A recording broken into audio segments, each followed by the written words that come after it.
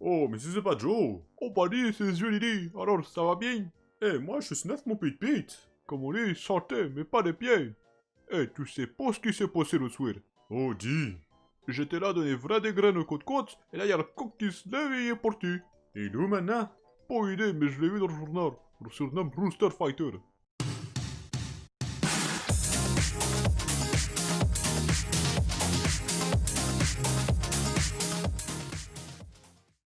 Salut tout le monde. Cette fois-ci, aujourd'hui, ça va parler de coq et de combat. Mais pas de combat de coq, ni de combat de pénis.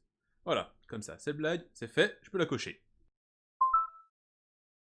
Alors, Rooster Fighter ou Niwatori Fighter est un shonen du genre action et comédie qui aborde les thèmes du post-apocalyptique et des monstres. Il est sorti en décembre 2020, donc il est très récent, et la petite particularité, c'est que l'auteur, scénariste et dessinateur, c'est la même personne, Sakura Tanishu, qui a aussi fait T-Dragon, un autre manga assez violent sur un virus qui est en train de détruire l'humanité. Tiens, y a pas quelque chose à peu près similaire actuellement là? Oh, ça doit être mon imagination. Alors, le résumé de l'histoire, c'est l'humanité qui se fait menacer par des monstres humains appelés Kiju, mais alors que les villes se font dépop en 2 frames et que les gens tombent dans la dépression encore plus rapidement que les pères divorcés devant payer des pensions alimentaires, arrive un héros pour abattre cette menace. Et ce n'est nul autre qu'un coq.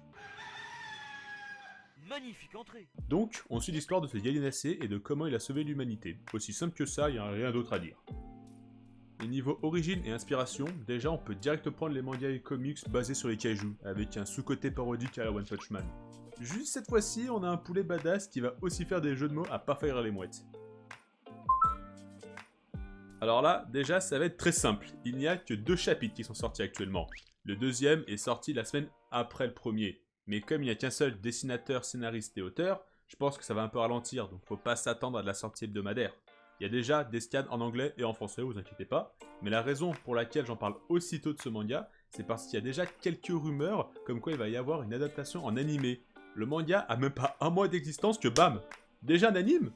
Des fois je comprends pas. J'ai dû attendre 1 an pour que Record of Ragnarok en ait un, et là un poulet avec des ados devrait en choper un comme ça, tranquille. Vraiment!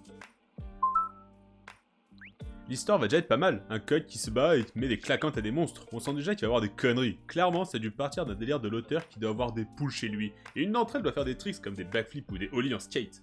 Les combats vont vouloir être le plus sérieux possible, et lorsque l'héros fera trop rien ou juste se balader, il y aura des gags et des blagues à ce moment-là. Mais même si je dis que les combats veulent être sérieux, bah c'est pas vraiment le cas en fait.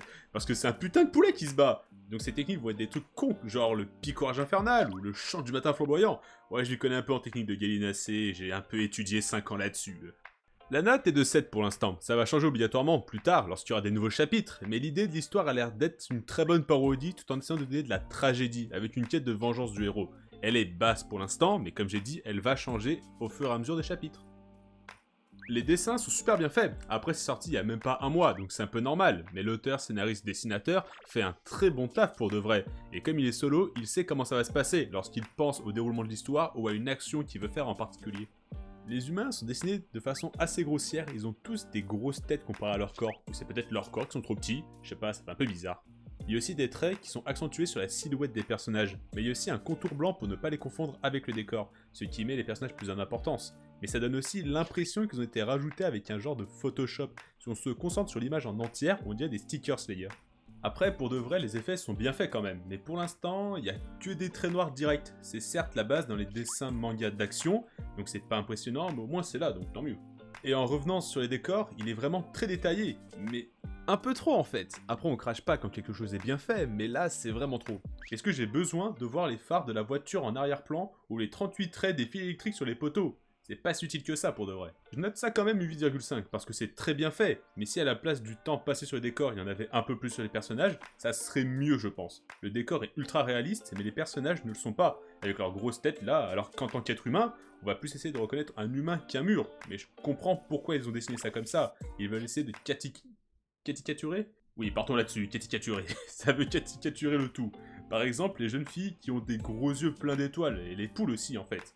Mais tout ça, c'est pour pousser la parodie le plus loin possible. Les persos maintenant. Déjà, pour l'instant, on n'en a pas beaucoup. On sait que le héros est un coq surpuissant qui a l'air encore plus sérieux que Ryu de Street Fighter et qui cherche à se venger d'un monstre qui a tué sa famille et brûlé sa maison. Ouais, c'est vraiment une histoire sérieuse. Pourquoi est-ce qu'un coq vit dans une maison et pas dans un poulailler? Je pense qu'il y aura des flashbacks sur l'histoire et l'entraînement du coq. Je parie sur un petit sans pompe, sans abdos, sans squat et 10 km de course à pattes. On le voit déjà claquer une technique de cri ultra sonore, donc il y a forcément eu un entraînement dans son histoire si tragique et bouleversante. Les monstres ont l'air d'être des humains qui se sont transformés à cause de quelque chose, qu'on verra ça au fur et à mesure de l'histoire, j'espère. Les premiers qu'on voit, c'est le jouet bébé dans Toy Story, en version employé de bureau, et un genre de Dodrio féminin avec des bras, et il répète des phrases comme des Pokémon. En fait, c'est peut-être des Pokémon. Je peux noter ça 7, voire 42 ou moins 30, c'est un peu inutile, on n'a pas eu assez de progression dans l'histoire pour comprendre ce qui se passe. Donc vraiment, c'est plutôt point d'interrogation la note, et mettre un 0 c'est pas mon genre, donc je préfère rien mettre. L'action est plutôt bonne et fluide, tu arrives à comprendre entre les pages les mouvements, mais il y a déjà eu des cases presque similaires et d'autres avec des mouvements coupés. Là, c'est juste le monstre qui regarde le coq et s'approche sur 2 pages. C'est pas si utile que ça, tout en sachant que c'est les dernières cases pour le chapitre d'après. Donc on a encore le même moment au début du chapitre avec un point de vue différent. C'est pas utile. Et après, il y a ce passage-là où on voit le premier coup venir de la main droite du monstre, puis à la page d'après, c'est directement l'autre main dans le toit de la maison. C'est un skip assez gros de mouvement pour de vrai. T'arrives quand même à comprendre ce qui se passe, mais j'aurais aimé avoir quelque chose entre les deux. Et en parlant de la spécialité du manga, c'est à la fois la parodie et l'action. Et il fait plutôt bien les deux. Juste le héros fait de lui seul la parodie, et l'histoire va donner de l'action avec des combats. Donc ça fait vraiment bien ce que l'œuvre entreprend. Honnêtement, la note c'est un bon 8,5. Ça va être encore plus marrant au fur et à mesure de l'histoire, et avec des nouveaux monstres, on aura encore plus d'action. J'attends juste la suite, vraiment. Le ressenti maintenant. Déjà, je ressens pas de hype, soyons bien clairs. Et ouais. Parce que voir une poule mettre des coups de bec et battre des ailes, pour de vrai, ça me fait rire, donc leur ressenti, ça va être que dans l'humour pour moi. La hype, ça se ressent avec des actions bien données par l'histoire, ou un personnage qui sort d'un moment d'entraînement ou de colère. Mais quand le perso c'est un coq, bah tu regardes ce truc là qui fait la taille de ta jambe grand max, je pense pas que tu vas te dire c'est insane. Après je dis ça, mais bon, les combats de coq ça existe bien avec des gens qui jettent leurs billets sur des poules, donc ça arrive à hyper les gens d'une certaine façon. Mais pour moi, c'est pas assez. Je mets quand même la note de 7,5. C'est de l'humour avant tout. Je me suis déjà marré 2-3 fois. Ouais, je compte le nombre de fois où je rigole dans une journée, sinon je peux casser ma boîte à rire, c'est très dangereux. Un d'entre eux, c'était lorsqu'une des filles propose du KFC au coq. C'est littéralement du cannibalisme pour le héros, et ça m'a fait penser à cette vidéo-là qui m'a fait plutôt marrer. Et l'autre, qui est aussi mon moment favori, donc transition. Merci Xeos pour la transition. De rien Xeos. Tu fais quoi après le taf Xeos? Je vais boire un coup au bar d'à côté Xeos. Trop cool Xeos, faut finir la vidéo Xeos. Ah oui c'est vrai. Donc c'est un passage où on commence à voir l'histoire du coq. Il passait une nuit avec une poule, donc c'est un genre de plan cul version gallinacée, et le lendemain il commence à partir. Et la poule est choquée de le voir partir avec un superbe « Excuse me ?» Et il répond « Désolé, je suis une espèce migratrice, je ne suis pas du genre à rester attaché à un endroit. » Elle ne comprend pas, il lui aurait donc menti? Oh mazette, déjà un passage tragique dans l'histoire. Et il continue avec « Désolé, je suis dans ma saison des chaleurs, sous un soleil couchant. Une séparation d'une très grande tristesse, je n'ai pas pu retenir mes larmes. » Mais, au chapitre d'après, on le voit revenir pour lui dire au moins au revoir, car ce n'est pas dans ses principes de faire pleurer les femmes, car on ne peut pas mesurer le prix d'une de leurs larmes. Certains d'entre vous devraient apprendre des trucs de ce putain de coq. Mais là, en s'approchant, il la voit en train de se faire monter par un coq noir. Black Cock San du NTR et du Cockblock, je m'y attendais pas du tout. Mais pour de vrai, ça m'a bien fait marrer. Allez, on passe à la note totale maintenant. Je pense à un genre de 2 poussins sur 5 watts. Ouais, ça me paraît pas mal comme as. Non, c'est un bon 7,875.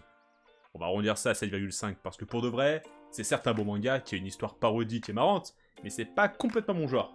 Certes, j'adore l'humour, la rigolade, la bidonnade et l'esclafade, ce mot n'existe pas, ça sert à rien de le chercher. Pour moi, c'est le mélange de coq surpuissant qui doit sauver l'humanité qui me fait marrer, mais sans plus.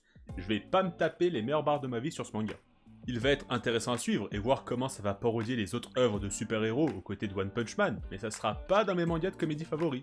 Les points négatifs actuels, c'est certains dessins et les personnages, mais ils ne peuvent pas encore être notés vu qu'on n'est pas assez loin dans l'histoire. Les points positifs, c'est la parodie et les réactions du coq dans sa vie de tous les jours, parce qu'il se balade avec son côté ultra sérieux et badass, alors que c'est une poule bordel. Mais ça reste quand même une bonne œuvre, moi je pense que j'ai bien apprécié. Et c'est ainsi que cette vidéo s'achève. Elle était plus courte, mais c'est un peu normal avec le nombre de chapitres actuels. Mais je voulais aussi la faire assez rapidement pour remercier vous tous, qui vous êtes abonnés et qui ont regardé le 100% sur Record of Ragnarok. Depuis l'annonce de l'anime, ça a pris énormément de popularité, alors qu'il y avait déjà d'autres youtubeurs plus connus que moi qui ont fait des vidéos dessus, donc je peux que vous remercier pour ça, juste merci. J'espère que comme d'hab, ça vous a plu. Likez ou dislikez, mettez un commentaire si vous aimez les poules ou si vous les détestez, hein. Vous avez le droit. même si elles ont rien fait. Et aussi, pour les nouveaux, abonnez-vous et activez la cloche pour que ça fasse ding-dong sur votre tel quand une nouvelle vidéo sort. Sur ce, je vous dis salut et à la prochaine.